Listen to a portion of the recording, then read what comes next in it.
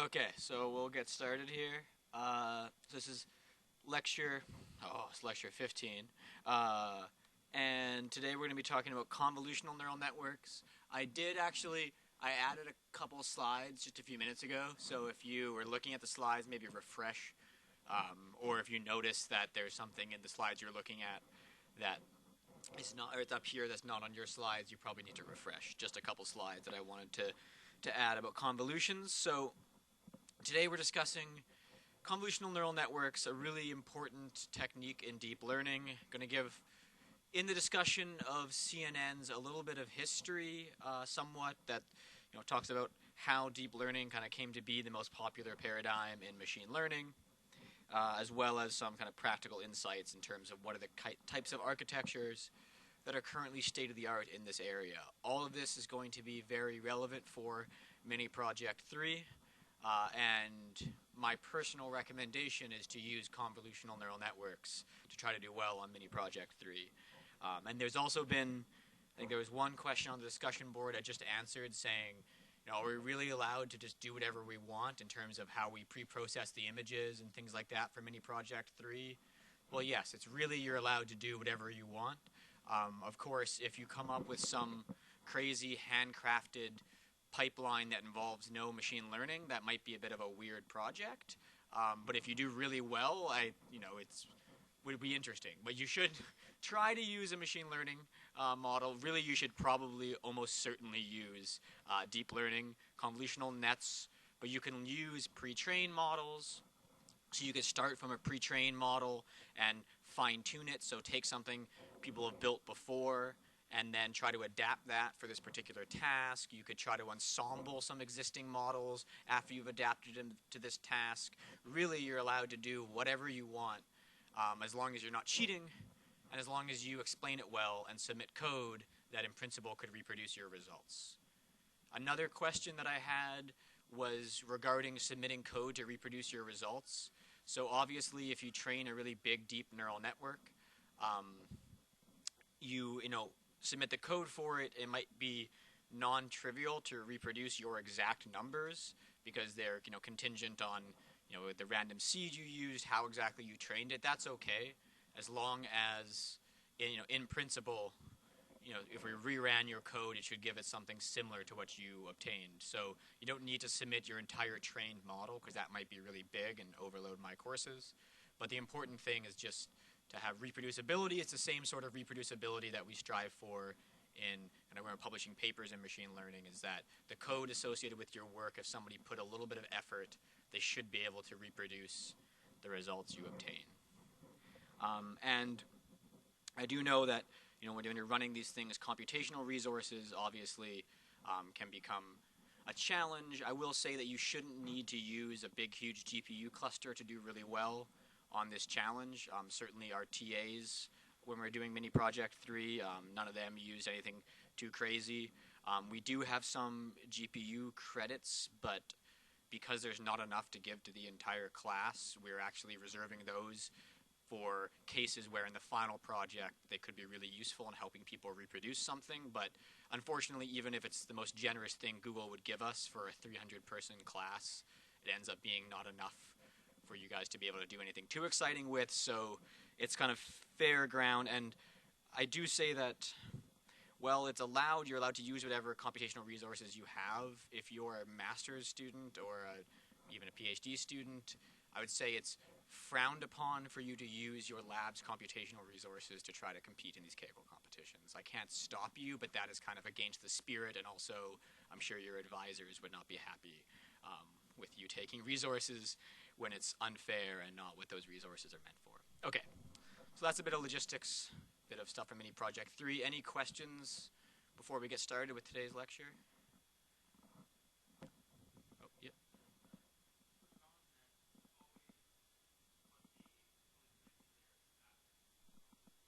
Yes. Yes, and we will talk all about ConvNets today, and indeed it is, you always do. You always put a fully connected layer at the end. Oftentimes two, but yep.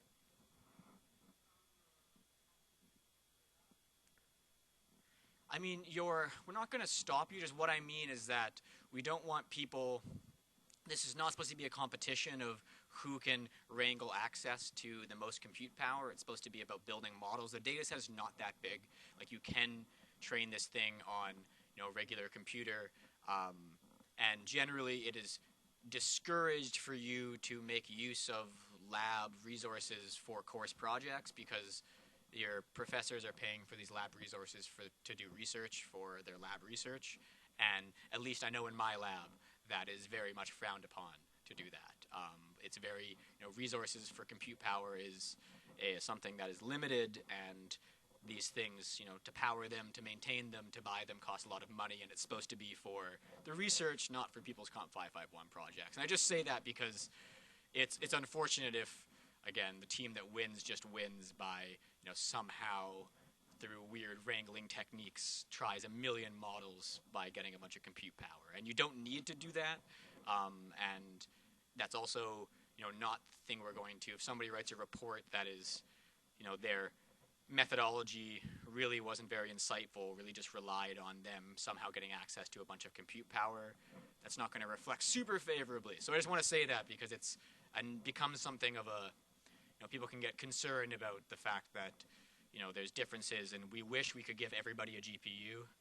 And in previous years, when this course was smaller, we had a bit more ability to do that, but now we've gotten so big that even with the grants we get from Google and Amazon, it's just not enough to give everybody anything that's meaningful anymore. So, yeah.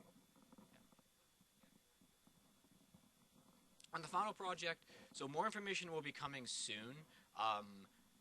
I can, if people are interested, I can actually give us a quick rundown of it. We'll give you a very quick rundown now and then more formal info just after the break. So basically, the way the final project's going to work is that, again, you're going to be in groups of 3. And what the final project's going to be is you're going to find a paper that was published within the last 3 to 5 years. We recommend the last 3 years, but we'll be flexible.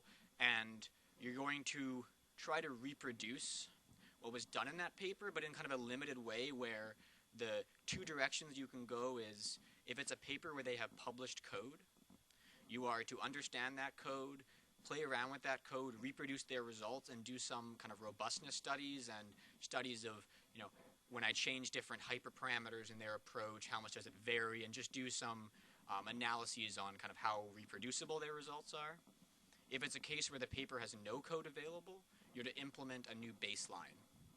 So oftentimes a major issue in current machine learning research is people build really complicated models and don't spend enough time kind of tuning and making a good, simple baseline comparison model. So they'll have a really crazy, deep convolutional network, but not do a good job kind of making sure that there's a fair comparison to a simpler approach. So the other option, if there's no code available, you're supposed to implement kind of a simpler model and compare it to their big, complicated model. So it depends on the paper, and that's going to be the basic overview. And we're also going to recommend, we're going to have a list of, kind of example papers you might want to work with for those of you who kind of feel overwhelmed trying to search and find something. So it's similar to the other mini projects, but instead of it being a competition, it's more about reproducibility. And it's a really interesting experience because I think you'll find that, a lot of the code, if there is code available for these papers, might be messy. It might be hard to kind of exactly reproduce things. And it's a really good experience to get hands-on and get your hands dirty working with like a recently published ML paper in a pretty kind of controlled, circumscribed context.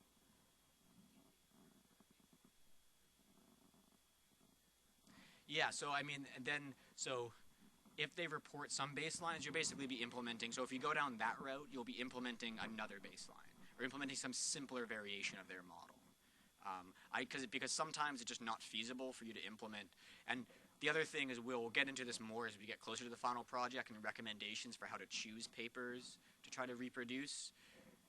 But what we don't want is we don't want everybody trying to reproduce like Google DeepMind's recent work because it's just not feasible with the resources you'll have access to. And generally, we want people to go down the route where the paper has code available and you can basically try to reproduce their results and try different variations, what we call ablations of their model. So trying out kind of different simplifications. So that's generally the route, or implementing new kinds of baselines. It's pretty open-ended, but it's, again, unlike a project where we're just saying, build a machine learning model for anything. It's more kind of anchored in trying to reproduce a recently published work.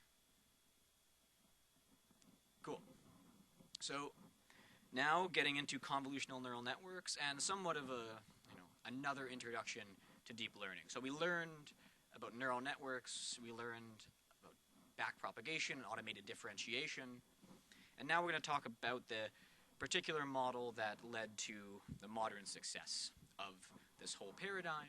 So the basic idea with deep learning, and this is this very classic image, this is Yoshua Bengio down here, who is professor of University of Montreal and one of what they call the founders of deep learning, along with Jan LeCun and Geoff Hinton, and also people say Jürgen Schmidhuber. So this is this famous image, and it captures a really key idea, where what we want to do with deep learning models is we want to start from some raw input. So raw input like an image, like an audio signal, and we want to learn a model where this model automatically extracts feature information from this raw input, turns this feature information into some higher level representation, some slightly more abstract features, and then even more abstract features. So at the beginning, maybe we're detecting edges, then we're detecting objects, and then finally at the end, what we want to end up with is a model that's really learned to represent, in some sense, high-level concepts. So oftentimes deep learning is also called representation learning, because it's really all about trying to learn good representations from raw input data in a kind of automated or end-to-end fashion. And as we discussed in the last lecture, a really important way of looking at deep learning is this kind of computation graph view, especially from the perspective of how we specify models, how we train models. What we're doing is we're writing down some complicated neural network or computation graph that tells us how to transform our data with a number of trainable different modules. And then all these modules, all these weights, the linear functions that are transforming our data before we apply our nonlinearities, they're all being trained using, say, backpropagation. And generally, throughout this course, we've been talking about supervised learning, and that is the most popular paradigm of deep learning. So feed-forward neural networks really being the kind of canonical version of supervised deep learning. But there's also unsupervised training, where we're actually not training with any labeled data. We're just trying to extract useful representations from some data sets, even though we don't have any kind of label or any particular prediction task we're trying to do. Now that's going to be something that we're going to come to after we finish the supervised deep learning, and we'll talk about unsupervised learning, where deep learning has actually also led to a lot of really exciting advancements there. So feed-forward neural networks, they're this universal function approximator. They work very well, but it wasn't feed-forward neural networks. It wasn't this basic kind of stacking of these logistic layers that really led to the great success of deep learning. Really what made deep learning the very popular paradigm it is today is its utility for specialized types of domains, and in particular for computer vision and for natural language processing. And convolutional neural networks being the main candidate here, the main thing that really led to deep learning kind of overtaking the rest of machine learning, things like SVMs or naive Bayes. And so that's what we're going to talk about today, is motivated by kind of the challenge of computer vision, how we can define deep learning models for this type of data. Now, another important motivation here, and it's a little bit of kind of history, is what was called the ImageNet challenge. So when we're talking about supervised learning, an important thing in machine learning is that we often have these big benchmark challenges where a number of different groups are all competing to try to get the best accuracy on some supervised learning task. And one of the most, I'll say important, but perhaps one of the most popular of these challenges, and historically most relevant, was this ImageNet challenge. And this ImageNet challenge is a huge data set where we have, in the original challenge, 1.2 million images, And there's about 1,000 different object categories. So we have images of dogs, of cats, of actually, I think it's 120 breeds of dogs. So you see an image and it'll say, oh, this is a miniature schnauzer, or this is a tabby cat, or this is a plate, or this is a kitchen. So we have all these different categories, and the challenge in the main ImageNet challenge was pretty straightforward. It's just, can we classify the category of the object in the image? So this was this big challenge, and this was the place where neural networks really kind of had their chance to shine. So when we're trying to make neural networks to solve this object recognition task, the classic computer vision task, what do we need to do? So what are the key ingredients in kind of taking our standard feed-forward neural network and trying to make this work for vision? Well, the first thing that's different here compared to most of the models we've been talking about is, for one, we now have a really high-dimensional and structured input space. So we're not just looking at a set of features that we've extracted.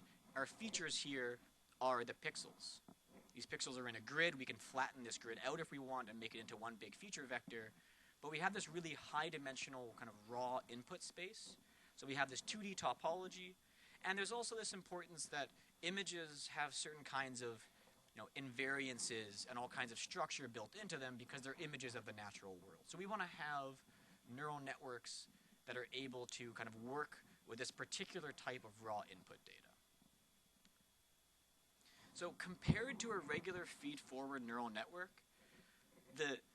one of the main differences with convolutional neural networks is oftentimes, instead of thinking about them as being a stack of a bunch of layers, we actually think of them as being a stack of not just matrix computations, but what are often called tensor computations. Now, this is one of the important points, and again, it's going to be quite similar. We're basically going to be taking our input image and doing transformations of it using some linear functions as well as some nonlinearities, but we're going to have some particular types of transformations that we're doing that are not the basic feed-forward layers. And in particular, there's three key ideas for the types of transformations that we do in convolutional neural networks. So the first key idea is local connectivity.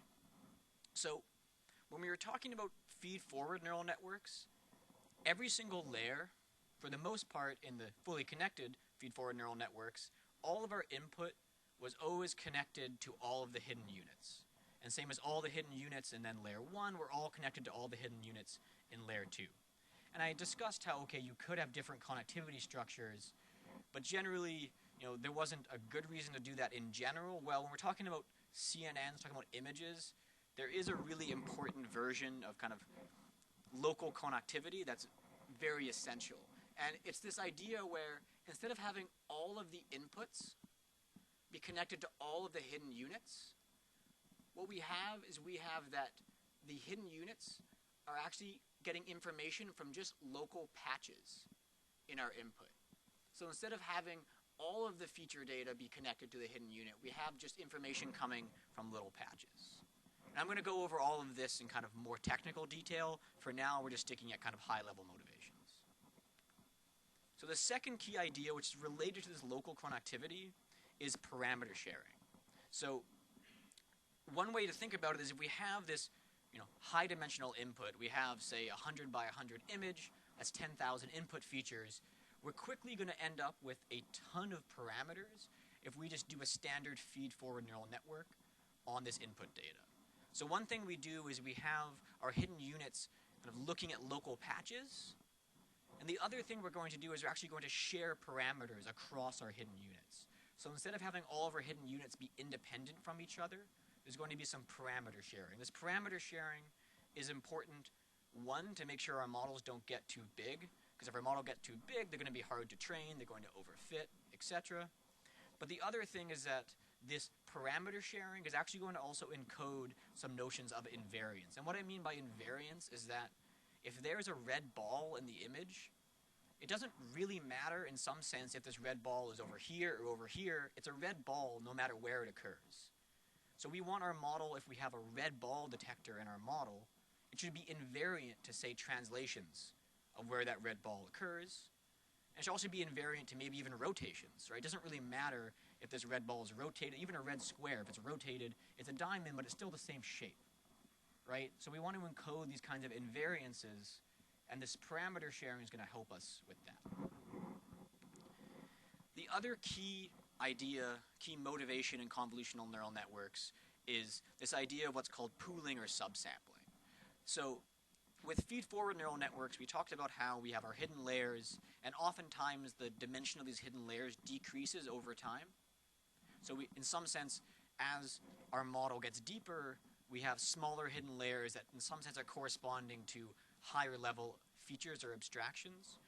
Convolutional neural networks take this idea kind of one step further, where what we do is we actually pool. So if we have this, say, 4x4 grid here, we're actually going to collapse this down to a 2x2 grid just by, say, taking the max of all the elements in these different patches. So in convolutional neural networks, they do this collapsing, this pooling or subsampling, which means that as you get deeper, the representations get smaller and smaller dimensions.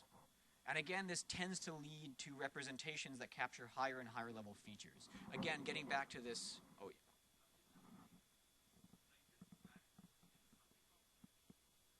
yeah, so you can do mean pooling. Max pooling generally performs better, and I think, so the intuition for why max pooling. So for one thing, as we'll discuss once get into the actual bit more nitty-gritty of how this works, the convolutions, so we have convolutional layers and we have pooling layers, and the convolutions, they actually can do a version of mean pooling themselves. So this max pooling idea, I think the best intuition is getting back to this red ball example, is that basically if here we have, say there's one of these little points here at, say, layer K in our model is telling us that, I've seen a red ball. So the red ball hidden unit is firing. Well then, if we take the element-wise max, this is basically just saying it's equivalent to doing like a logical OR function, where we're saying, did any of these hidden units, like did the red ball detector fire at any point? So that's kind of what the max people often think about as doing like an OR. And that's not something you can do with standard hidden layers or standard convolutional layers. So that's the three important kind of intuitive motivations. One, we care about this local connectivity. We want to look at little patches. We want to share parameters. And we want to kind of subsample and pool and make it so that our model learns higher and higher level representations as it gets deeper. So now let's talk about these ideas in a bit more detail and actually go through a little bit of the mathematical and kind of visual intuition for how these things work. So we're going to think about things first off in a one-dimensional case. So convolutional neural networks, again, are very much inspired by image processing tasks. So usually we're dealing with 2D input, but you can discuss convolutional neural networks on 1D input as well. And we'll start there because it's easier to think about and easier to draw 1D input. So here we have a one-dimensional input. Here we just have 8 different features. And I'm showing here just our standard kind of feed-forward neural network, where what we do is to get the output of this hidden unit, we would just take a linear function of this entire input plus some bias term, and then we would apply nonlinearity. Now, as a very quick aside, this bias term here, this is again just playing the same role as when we did the first supervised learning when we were working with linear regression and logistic regression. We often added this dummy column of 1s to our feature matrix. Instead of doing that, we're just adding this trainable B parameter here. It plays the same role. But I want to make sure that it's called the bias term. It's also sometimes called the offset term. It's basically, if you're thinking about the 2D case, it's in some sense what's your offset from the axis.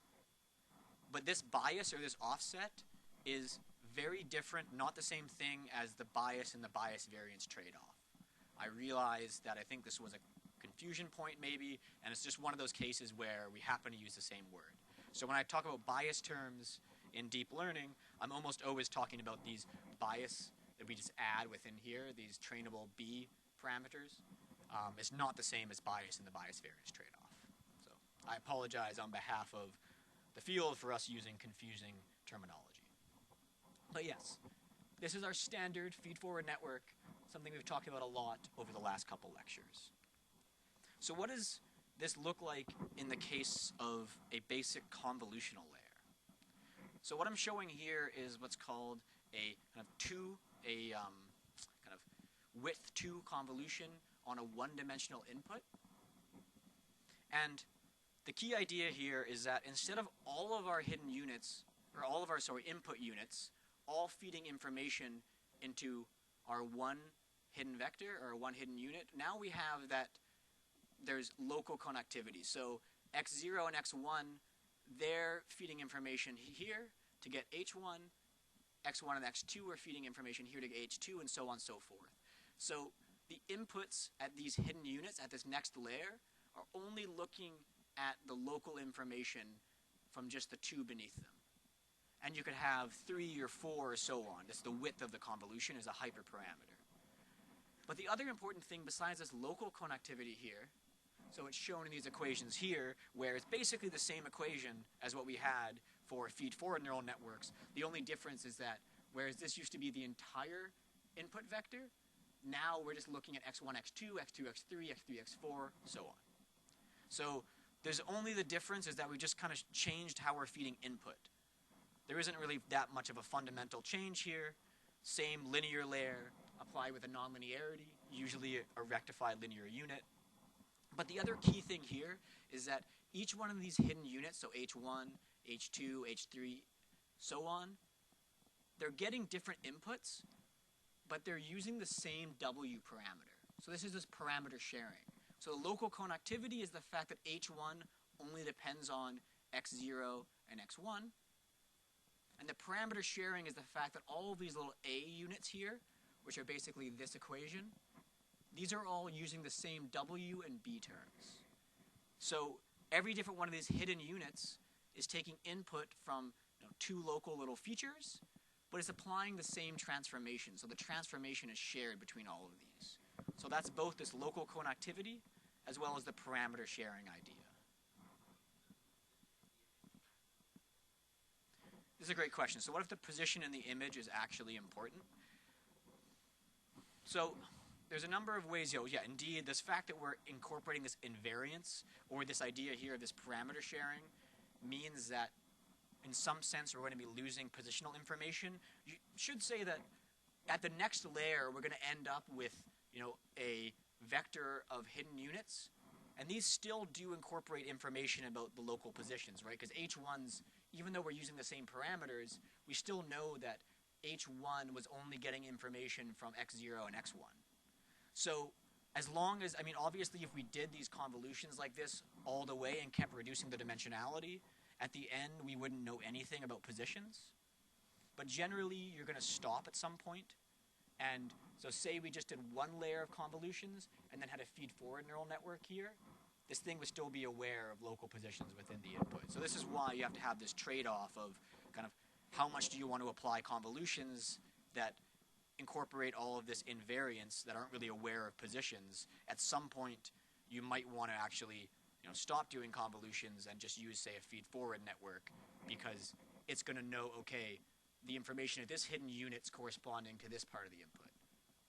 But it's a good point that kind of convolutions alone, this parameter sharing idea means that they kind of become invariant to positions. But for a lot of tasks, say object recognition, it's, really we don't care where the object is, we just care if the object's there.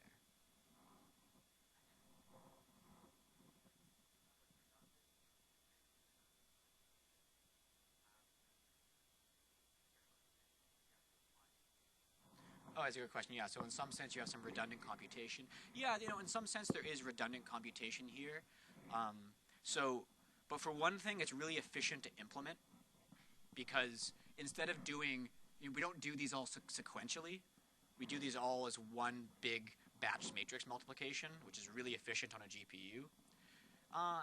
And generally, as we're going to when we get a bit more intuition for what these things learn, so basically, like a good example, and I'll show visual examples of this in a few slides, what these things are going to learn is they're going to learn to be kind of little filters. So, for example, one of these A's is going to learn, say, to detect edges, like horizontal edges. And so it's going to be kind of redundant in the sense that we're going to apply this horizontal edge detector at all patches in our image, and there's only horizontal edges in some places, but we kind of have to just apply it everywhere. And the other thing is that in practice, we don't just have one A module. We're going to have kind of repeat this whole idea a whole bunch of times. So we're going to have a whole bunch. We're going to be doing this exact computation many, many times. So we don't just have the depth. We also have the fact that it's often called annoyingly the depth. But what they mean is that the number of different convolutions they're applying. Okay. So that's kind of a bit more formally what we mean by parameter sharing and local connectivity. We're doing something that's very analogous to a feed-forward neural network, but we're being kind of more structured in how we feed the inputs to the next layer. And again, a way of looking at this, so that was in one dimension. It's a little bit easier, a little more intuitive in two dimensions. And oftentimes, what these W matrices, what they learn are often called kernels. And you can think about that intuitively what's happening here is we have some, what we call a kernel, some kind of patch activation function, where we're applying this patch function at all places on our input. So we have this patch here, and we can apply this at any place to get our output. And what this thing actually learns, or what these things can learn in principle, so it's actually related to, this is a case where it actually is related to how our biological vision works. So one thing you can think about is, say that this patch, this filter that we're learning, often called a kernel, say it learned to just have, oh, you can't read that unfortunately, but just say it's just an average. This is 1/9 in each of these. If we apply that to our image, so what we're doing is we're taking this patch, we put it here, and we're basically taking the average of all of the pixels in this square and using that to output a new pixel. And what that does, just taking the average, it just blurs the input. And this blurring can be useful, say we just care about what colors are there. If we apply a bunch of blurring filters, we're just going to get this high-level color information. A possibly more interesting filter that our model might be able to learn is an edge detector. So if we have a filter that takes the difference between pixels that are side by side, so our W here is equal to this, in the two-dimensional case where we just have a -1 and a 1, what this is going to do is that if two pixels are the same intensity, this 1 and -1 are going to cancel out, so there's going to be no output. But if the two pixels are very different in intensity, then there's going to be a large output. And what that means is that this thing's an edge detector. It's a very simple edge detector, but it detects horizontal edges. We're taking the difference between side-by-side pixels, and that's only going to be an interesting thing if those pixels are different from each other. So it detects cases where side-by-side pixels have different values. Now, we're not handcrafting these convolutions in convolutional neural networks. These are these W matrices that we're learning. But again, this is just to give you insight about what these W matrices can learn. And I'm not sure if you can see the edge detection there. It might just be too dark. But it's this image, and you can see the edges, at least on my screen. So in terms of kind of how this convolutional idea works, again, it's actually pretty simple. It's basically a feed-forward neural network with a particular type of like local connectivity structure and this parameter sharing. Now, important things that we can do. Well, one, we can stack these layers on top of each other just like we could with a feed-forward neural network. Another thing that we can do is we can vary the width, what we call the width of this receptive field, or how big this patch is. So here is a stack of 2 where our convolutions have a width of 2. Here our convolutions have a width of 3. It gets hard to visualize with more than that. The other important hyperparameter that people talk about is what's called the stride. So here we have a stride of 1, meaning that we're always, that when we look from, say, H1 to H2 here, H1 to H2, we're shifting by 1 input unit. So that's shown here. But we can also say shift by a stride of 3. So we have that the second hidden unit is actually starting looking at the third input value. So it's basically Generally people almost always use a stride of 1, but you can actually get some interesting, there's reasons why you might want to use different strides. So instead of having your patch or your convolution filter always just shift by a value of 1, it can shift by larger values. That's called the stride. So the width and the stride, two very important hyperparameters.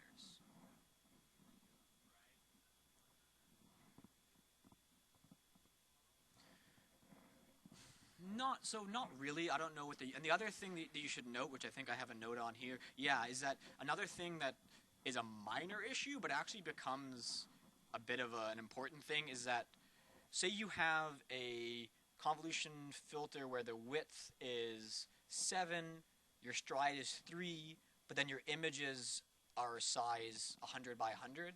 Well, those numbers don't really add up.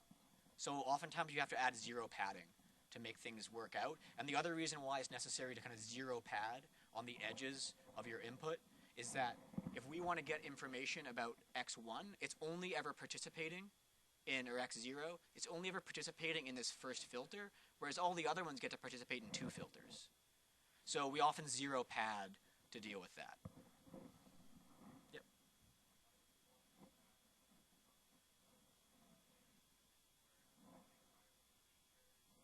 Yeah, great question, yeah. So why would we want to stack multiple convolutional layers? The main reason you want to do this is to detect higher level features, but it's also the same reason why we make regular feed-forward neural networks deeper, is it increases the expressiveness, the kind of how rich the functions you can represent. And in fact, again, once we have 2 or 3 convolutional layers, we can represent almost every function, because a 2 hidden layer neural networks a universal function approximator. But generally, the reason why we stack these things is the intuition is that they're going to start to extract higher level features, and we're going to, again, increase the representational capacity, the kind of complexity of our model. And as a general rule of thumb, I like to say that it makes way more. You have a choice of, you could increase the kind of size of your hidden, like the number of makes less sense in convolutions, but you can always increase just the size of your hidden layers, or you can increase the depth of your model. And increasing the depth of your model is going to add a lot more complexity, make it able to represent much richer functions much faster than just increasing the width. So the reason why we add more depth is to extract higher level features, as well as because generally it can represent much more complicated functions, although they get harder and harder to train is the challenge there. And the other thing that's kind of necessary, well, was necessary up until a few years ago in order to make stacking of these layers actually do something interesting, was we often had to add these max pooling.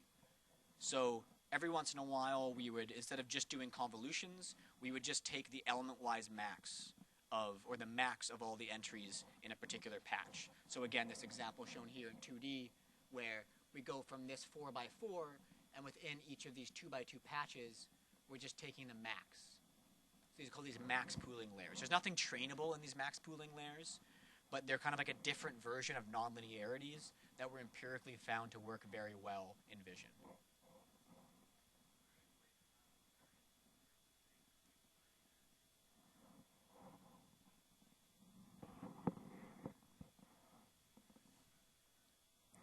Yes, so is there ways to try to bake in invariances to more interesting things besides just translation?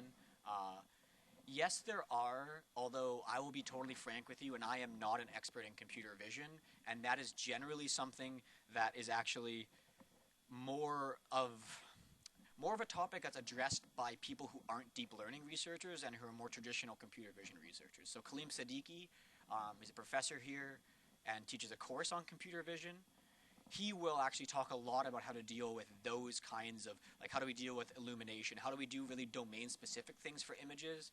Where here we're kind of just applying the deep learning hammer. But there is ways of doing that, and unfortunately off the top of my head, I don't have an answer for what would be a succinct way of explaining, say, incorporating invariance to different luminances. But it's a great question. So this is kind of the basic building blocks. Again, it's really a feed-forward neural network with this local connectivity and this parameter sharing. So far, we've mainly been looking at things in this one-dimensional form, When we're doing it in 2 dimensions, it's basically the same, but now it's kind of hard to draw. And what it looks like is that, again, our input to, say, our hidden unit 1, instead of it being, x1 and x2, or x0 and x1, now it's taking in this patch. So we have to be consistent in how we're flattening patches into vectors. Like here we're doing x00, x01, so we have to be consistent in this. But basically, the math of the one-dimensional versus two-dimensional convolutional neural networks is very much analogous. The only difference is that when we're looking in the one-dimensional case, our receptive field was over just widths, and now we have the two-dimensional patch. So this is the basic building blocks of the convolutional neural networks. We're alternating between these convolutional layers, applying max pooling, and fully connected layers. And generally, you have fully connected, so standard feed-forward neural networks, 1 or 2 fully connected layers at the end, after you've applied a bunch of rounds of convolutions and pooling. And, what it looks like, say in PyTorch, it's actually not so bad, because a lot of these things are, you don't need to actually implement, because it's kind of a pain to actually implement all of these functions in terms of dealing with the matrix and tensor algebra. So how it looks in terms of when you're trying to implement a convnet in a course like this is like here is a 2-dimensional convolutional layer where basically within PyTorch there is a module called the conv2D where we set the kernel size, so that's the width, so 5 by 5. The stride is 1, the padding is 2. Relatively straightforward. So we can stack a bunch of these different layers. There's some other little things there, like they apply what they call batch norm. They do a max pooling, and we'll talk about batch norm towards the end of this lecture. But really, it's important to understand kind of the mathematical pinnings of how these convolutions work. But in how you'll interact with convolutional neural networks is at the level of these modules. So you need to worry about kind of what is the kernel size. That means how big the receptive fields are. The stride, generally stride of 1 is pretty common. Another thing that's, again, somewhat frustrating is that people will often talk about the depth, or not always, but so, for example, I recommend lecture notes that I'll link at the end of this slide by a former lab mate who is at Stanford, who's now actually the head of AI at Tesla, who made some really nice notes on convolutional neural networks. And what they offer, sometimes depth in convolutional neural networks has 2 meanings. One is there's the depth of how many convolutional layers you have, but there's also the depth in that here we're just applying this A unit, so we're applying just 1 convolutional filter, but we could apply multiple convolutional filters, and we also might have not just kind of intensity on pixels, but RGB. So we might have 3-dimensional, kind of not just 2D, but each of these points has red, green, and blue intensity values. And then so we're going to apply a whole bunch of different convolutional filters at the first layer. Some of those are going to be on the red channel, some on the green channel, some on the blue channel. And sometimes people call that degree of freedom. So how many convolutions are we applying at the first layer and how many different channels are there? Sometimes people call that depth as well. So just as a quick note there that it's somewhat, again, unfortunate overloading. But generally, things are relatively well documented in this world, and you can find a lot of nice documentation. This is in PyTorch and TensorFlow, it's similar. But you're going to be interacting with these things in terms of setting the kernel size, setting the stride, using, here they apply a ReLU nonlinearity. You could use say a sigmoid nonlinearity if you wanted. So you're going to plug and play with these different modules, but it's important to know what these different terms are referring to.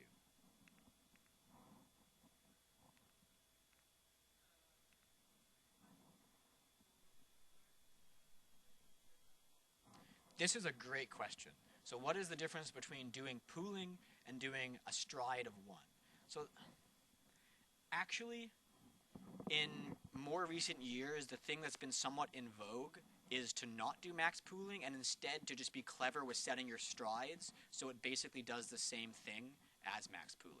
So There is a difference in that you will get a different answer in terms of if you work out like what would happen if you use a stride of 2 versus doing max pooling. It's not always going to give you the same exact thing, but conceptually they actually do very similar things.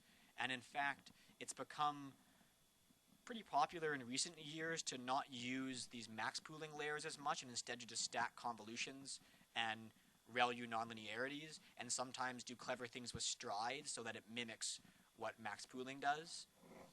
This is just kind of one of those recent, it's one of the most powerful recent convolutional neural networks. It's called DenseNet. And it's called DenseNet because it's basically just convolutions the whole way down with no max pooling. So yeah, there's no reason why. So historically people use these pooling layers. You can get by just with convolutions, and there's no real reason to apply, say, 2 pooling layers on top of each other. But you can do all kinds of things, and there's all kinds of variations that have been explored in recent years. Great question, though. Okay, so this is just a quick visualization of kind of, what's going on in terms of a convolutional network. It's difficult to see on this projector.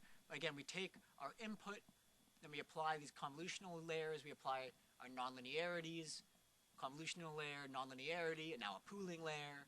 And as we go, we're actually starting to extract higher and higher level features, and at the end, we have our fully connected layer. Where after applying our fully connected layer, we then do kind of a multi-class classification on top of the final layer, and here we get a prediction where this neural network in this toy example thinks it's a car. So this is, the basics behind convolutional neural networks. And one thing I'll say is that there's also a lot of really interesting theory behind convolutional neural networks related to mathematical convolutions, so discrete convolutions and connections to signal processing. That is unfortunately beyond the scope of this course due to the amount of material that we want to make sure we can cover. But again, I highly recommend, for example, Professor Siddiqui's course really goes into a lot more of the mathematical foundations of convolutions. This presentation I've been giving, which is the usual interpretation that people have in deep learning, is in this spatial view where we're always thinking about convolutions as being examining local receptive fields or local patches in images. But you can equivalently motivate all of this in terms of signal processing and in terms of doing Fourier transforms. So I just thought I'd point that out, that I'm giving a very pragmatic presentation of CNNs and of convolutions, but if this kind of thing interests you a lot, and especially image processing interests you a lot, I highly recommend to dig a little deeper. And for example, I posted this technical post by Christopher Olah that gives a really nice kind of intuitive overview of convolutions from a mathematical perspective. But now getting back to a little bit of history, and we're going to talk now about the specifics of some of the current state-of-the-art or were state-of-the-art and are still very popular models. And in context here of this ImageNet challenge. So again, this ImageNet challenge, millions of images, thousands of object categories. Our goal is to try to categorize, classify what object is in these images. Now, the really famous, now it's called AlexNet, but it's also called Supervision. So this is this really famous convolutional neural network that some people argue was responsible for the big upswing in people working on deep learning around 2012. So AlexNet was a model proposed to compete in the 2012 ImageNet Challenge. It was developed at University of Toronto by Jeff Hinton's group. I wish I could remember Alex's last name, who developed it. They called it Supervision, but it's very commonly known now as AlexNet. And the architecture is shown here. And if you start reading a lot of papers about convolutional neural networks, you start seeing lots of these crazy diagrams like this. They've gotten maybe a bit more readable in recent years, but it's telling us, okay, so here we have our input. We're doing 11 by 11 convolutions with a stride of 4.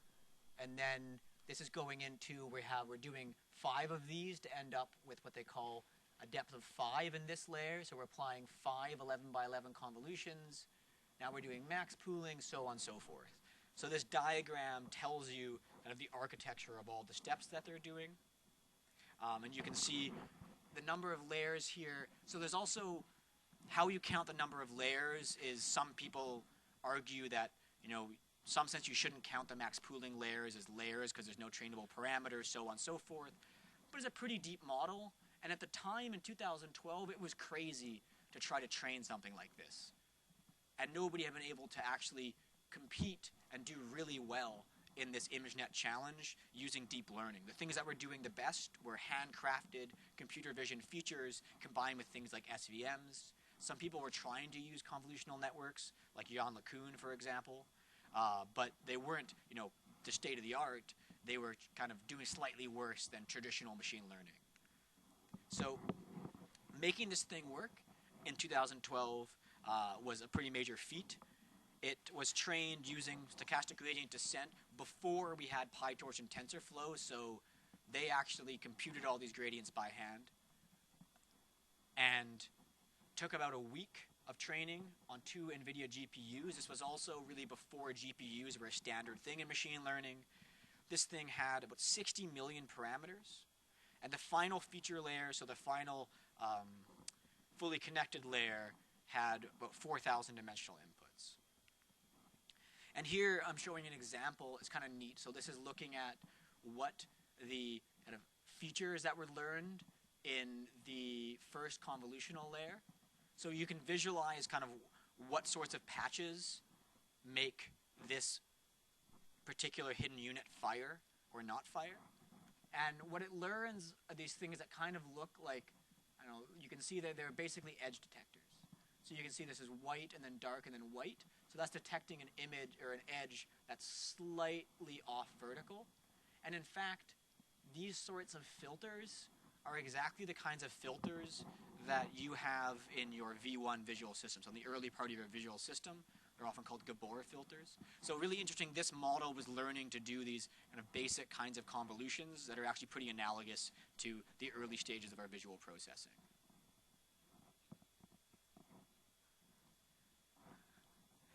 This is a great question. So do we really need 60 million parameters? Well, if you want to win the ImageNet challenge, yes. But again, and what's crazy here is that we only had 1.2 million images. Each of those images they're only 100 by, I can't remember exactly, but they're in the hundreds by hundreds pixels, like they're not super high resolution. So we basically have almost as many parameters as there are data points, right? So and this is going to be something that's going to be a trend now in the next few lectures, is that these models are, as often like to say, grossly over-parameterized, right? We have so many parameters, but the fact is there's a lot of structure in these parameters. All this parameter sharing, their convolutions, and it's counterintuitive, but the consensus of the machine learning community has shifted a lot in the last 10 years. For a long time, we were really worried about overfitting. We were really worried about having too many parameters, needing to regularize, needing to make our models simple enough so that they can make the predictions we needed to make. Now we've moved into this different paradigm where we have really over-parameterized models, so models that have way more parameters than we need. In principle, we can memorize our training data with this many parameters. But interestingly, there is, recently coming out theory and also a lot of empirical intuition that this over-parameterization has actually led to optimization landscapes that allow us to come to solutions that generalize really well. And why exactly that is, so why having 60 million parameters allows us to actually come to good solutions that generalize well on the validation set, is something that is an open area of research, but it is not a kind of empirical question anymore. This model has fewer parameters than the model is currently the state of the art on ImageNet. So it's not that we went crazy with AlexNet and then we kind of started toning things down. Things just kept going in some sense.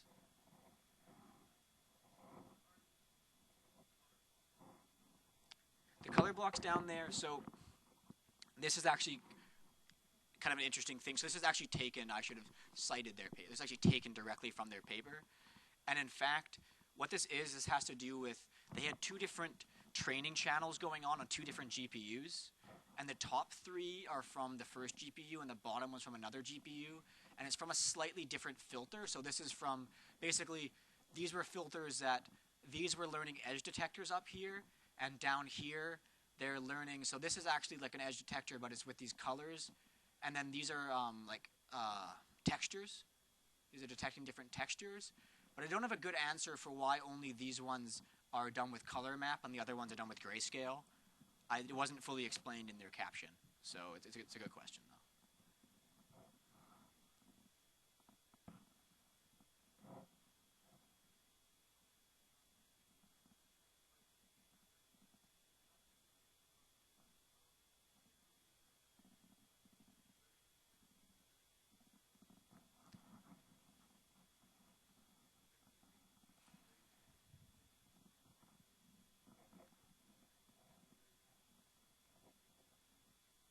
It's a great question. So really the question is, is as we're making these really, if I'm understanding correctly, as we're making these really deep networks, you would think this is making it so it takes them, longer and longer to train, and it seems kind of counterintuitive based on how biological learning works, where we're very good at what we call few-shot learning. We get a few examples and we can do really well. This is a really, actually, was right on the nose in terms of what makes people very concerned about the fact that currently, a lot of the state-of-the-art on, say, things like ImageNet and other tasks really have gone down this route of tons of parameters, and it does take a long time to train these things. And so they're very different from the kind of few-shot learning that we can do. Although another important thing is that in some sense, there's the step of initially training this thing, which obviously, for human children and other sorts of children or babies in the animal kingdom, they can't see super well right at the beginning, right? So there's some initial training you can kind of view, and then oftentimes you can take, say, this whole part of the network after training it on ImageNet for a really long time, fix all of that, and then keep all those parameters fixed, and say you want to use this for a different task, say a different object recognition task, or say you want to have some convolutional neural network in a self-driving car. You don't always need to retrain from scratch. You kind of start off with this big part of it that's been trained and only tune, say, the final few layers. It's still definitely not analogous to biological learning, and still a really big problem with neural networks is that they don't systematically generalize.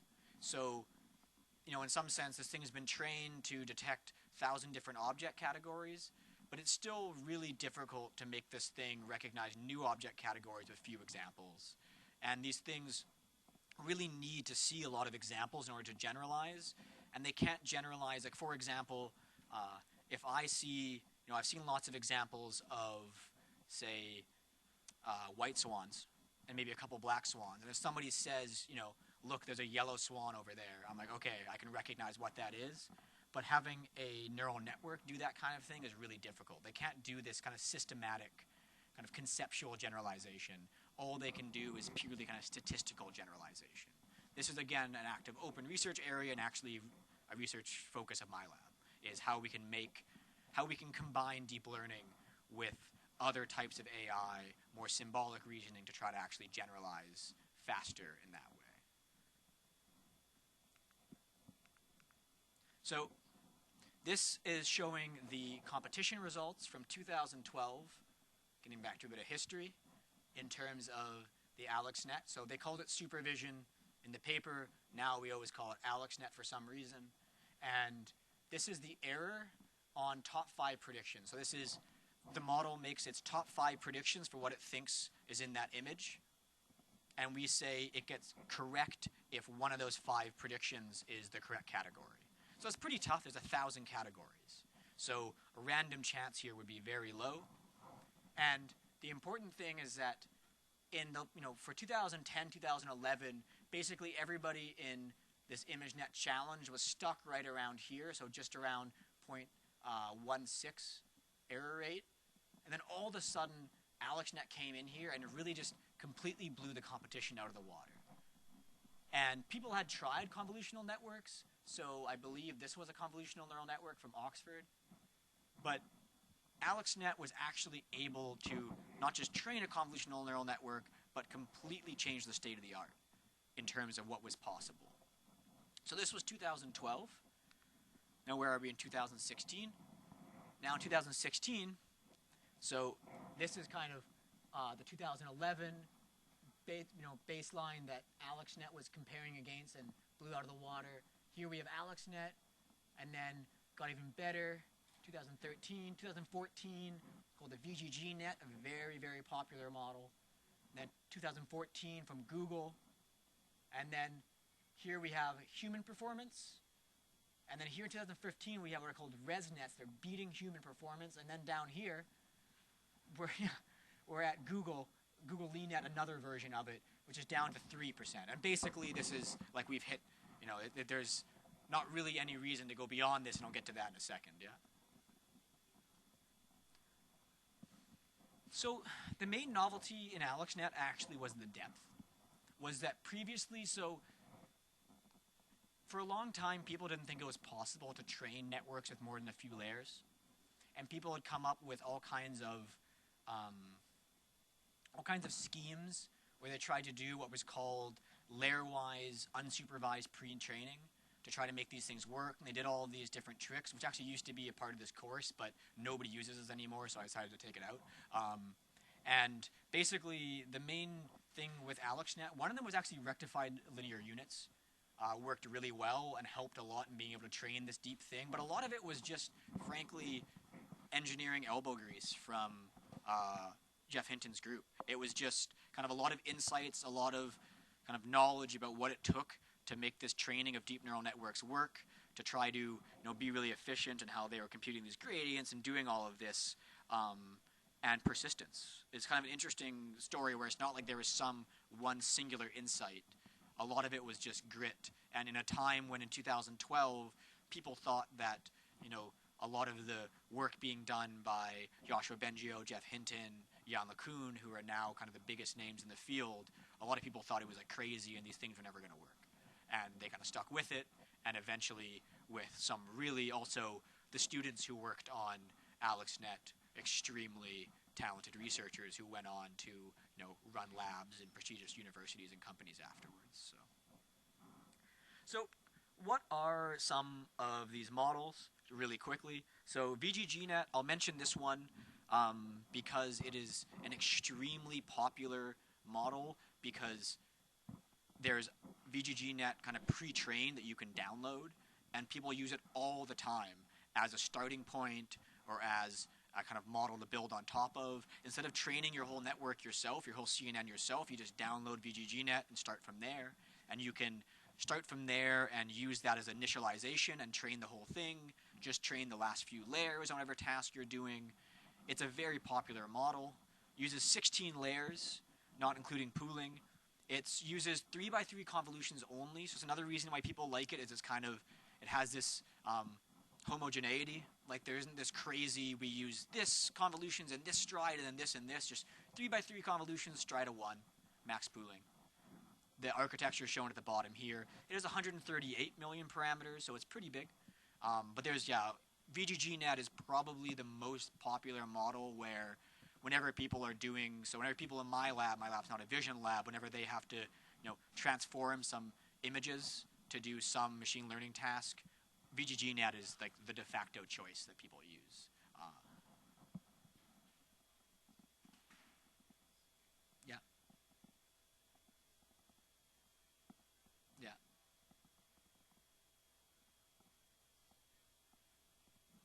So, yeah, it's a great question. So, question is, how would the convolutional neural networks perform if the scale of the image was changed? Unfortunately, they would just break because they only take a fixed size input.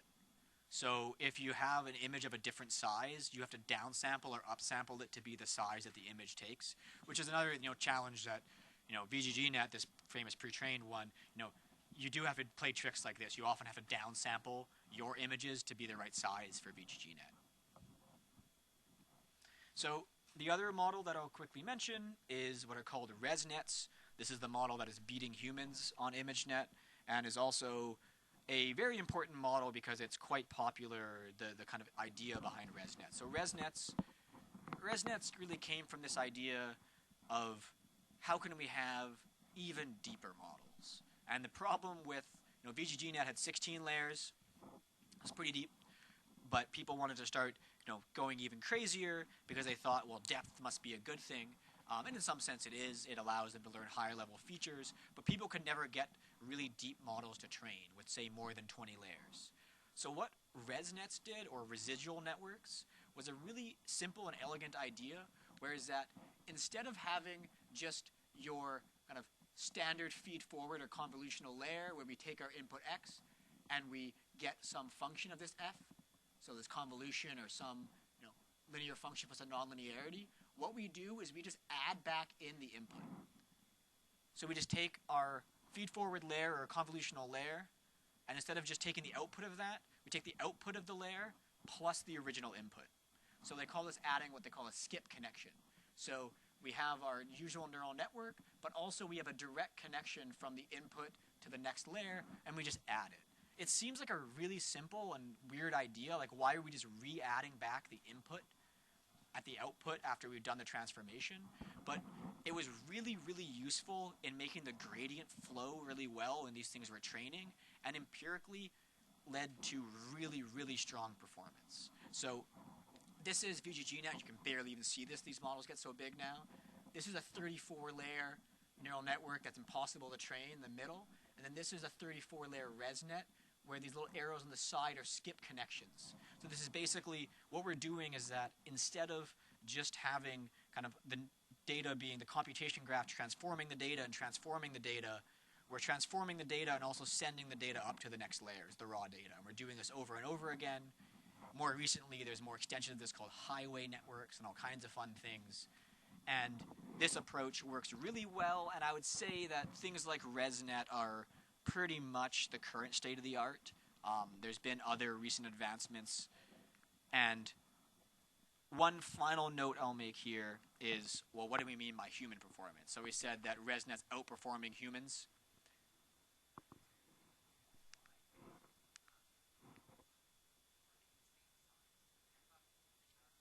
Yeah, so you'd have to make them the same size, yeah. That's the thing, is now you have a restriction in that your output has to be the same dimension as your input. Otherwise, you can't just do this addition here. Yes. So you can shrink on layers where you don't have skip connections. Yeah, it's a great question, though. That's why there's not skip connections in every layer. Yeah, it's a really great question. So what is human performance? What does it mean to achieve human performance? Well, first off, it's estimated that about 3% of the labels in ImageNet are wrong. So ResNet has pretty much finished the game in terms of its errors at 3%, and that's about what we think the error rate is in the labels. So any better than 3%, you're basically just somehow predicting incorrect things, which would be kind of impossible. So this is kind of the limit on this data set. Generally, there was a challenge where the way that this data set was labeled by humans in the beginning was as a binary task of, is there a dog in this picture? Is there a miniature schnauzer in this picture? But there was a really, really fun thing done by Andrej Karpathy. So he is a researcher formerly at Stanford in the AI lab at Stanford, who's now, I believe, the director of AI at Tesla. And he did this thing where he actually tried to do ImageNet himself. So like he tried to act like the neural net and was given, given the figure, given the images, and tried to classify what they were. And so that the human error rate is his error rate there. And yeah, he did not go through every single. I think he went through the entire test set. But it's not 1.3. 1.3 million is the training set, not the test set. But yeah, I can't remember exactly how many he did. He's a really, I highly recommend. He also taught a course at Stanford on an entire course on convolutional neural networks. So my treatment of convolutional neural networks is very high level, very pragmatic. There's an entire course on this at Stanford.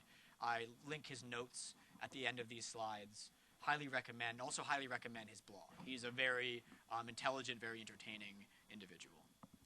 So obviously, CNNs aren't just used for object recognition. So what do people do with CNNs today? Well, people do things like actually just try to caption images. So not just trying to classify, but trying to actually take in an image with a CNN and generate a caption for it. Another very advanced application is segmentation or scene parsing.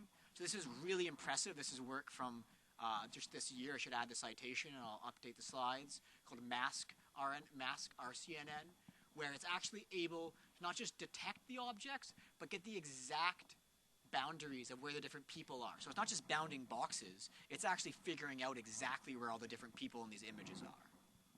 So I had a few practical tips and some tips on what's called dropout and batch norm, but I know it's a busy time and that's a little bit heavy to do at the end of the lecture, so we'll talk about that. Next time, before we finish, I will mention that CNNs are not just for vision. You can actually apply CNNs for audio, CNNs for text, and actually a lot of the state-of-the-art, so the state-of-the-art in, say, sentiment classification right now is, I believe, a convolutional neural network. So a 1D ConvNet now, because it's on text. But yes, CNNs aren't just useful for images, and like I said, I really recommend, so there's some links here. This first one I highly recommend. This is some notes from Andrej Karpathy's CS231, an entire course on convolutional neural networks that can go into a bit more detail than I have time for, and many of the images and inspiration is also taken from Andrej's notes. So, thanks, and have a good break.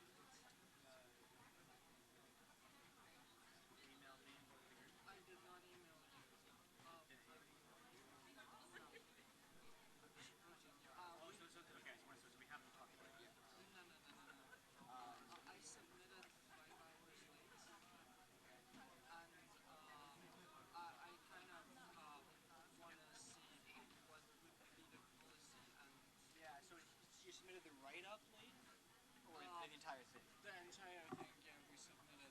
Okay, so I think this will be, I think what's the best thing is, so generally I am 5 hours just kind of on the cusp. I'm usually like an hour, I'm whatever. But I think, can you send me an email explaining the circumstances? Or Or unless you need want to a come. medical note for that? Or? No, I mean, I can I'm a come if reasonable, you want. I'm a reasonable person. Just send me an email explaining the circumstances. I'm generally a reasonable person. But just send me, it's easier because I think my office hours might be a bit busy today. I'll send you an email. Just send me an email explaining, and then it's also nice you can kind of like write it down and give an explanation. And then generally I'm a reasonable person. Yeah. I have two questions. Yeah. First one is how Kubernetes is using like 5x5 or 2 3x3, like cascading small filters or using big size. Generally, and this is the case where it's much more common, so they're not totally equivalent, they're similar, and people, the current practice seems to be that stacking smaller is better than using bigger, but they are they mathematically end up doing very similar things, but again, it's not identical. Number of parameters, I think smaller are less parameters. Yeah, but again, it's like, so it's like you get less parameters, but you kind of get more bang for your buck when you stack the small ones. Maybe we should start walking. Okay. So,